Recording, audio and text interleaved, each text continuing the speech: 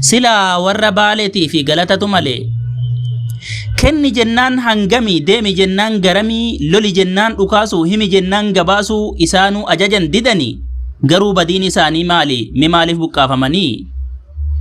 mee badiin isaanii maali maaliif akkas rakkatu manni isaanii diigamee maaf lafarraa buqqaaftu qabeenyi isaanii yakkamee maaf ibiddaan gubatu isaanuu garraamiidha garaan isaanii jabaatu warra lubbuu isaanii kennee uumamtootaaf jiraatu warra madaa ofii obsee tan namaa dhukkubsatu warra itti mammalee achi ilaalee hubatu warra olmaan isaanii guddaa warra galata qabu har'a dabaree isaaniitti maaliif birmannaa dhabu warra si sooruu malee takka soorateen beeyne kan tola si qarqaaru homaayyuu sirraan eeyne gaafa isaan dirqamaan biyya isaanirraa kaasanu qa'eef qabeenya isaanii gadhiisanii godaanu qa'eetti roorrifamee nagaa dhabee rakkatu inni maaf of biraa dhabe nama isaaf birmatu maaliif birmannaa dhabe gaafa inni iyyatu maaliif sagalee dhabe gaafa inni watwaatu maaf isaaf rifatuu dhabde maaliif garaas hin nyaatu biyya kana jaarrachuuf abbootarraa jalqabee lafee duydaatti caphee harkaa harmatti dhabee kennaa manatti nafne dafqi mataatti nafne da'oo nagaa jaarrachuuf lubbuu isaaniin qusanne garuu badiin isaanii maali maaf jiraachuu hin dandeenye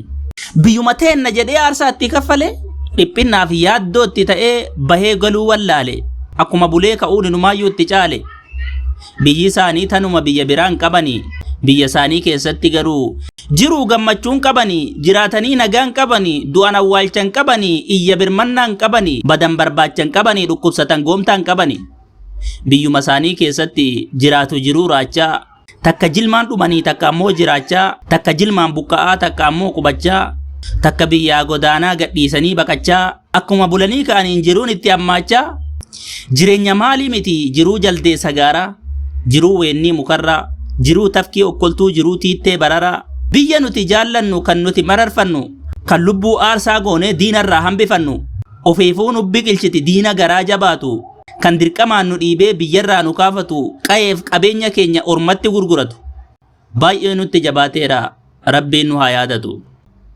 walalicha barreessee kan isiniif dhiyeesse an obboleessi keessan Shan Abdullaa Jiloo yookaan Hundee Baddaa Baalee fayyaa naa ta'aa ummata keessaniif sagalee ta'uun irraanfatinaa.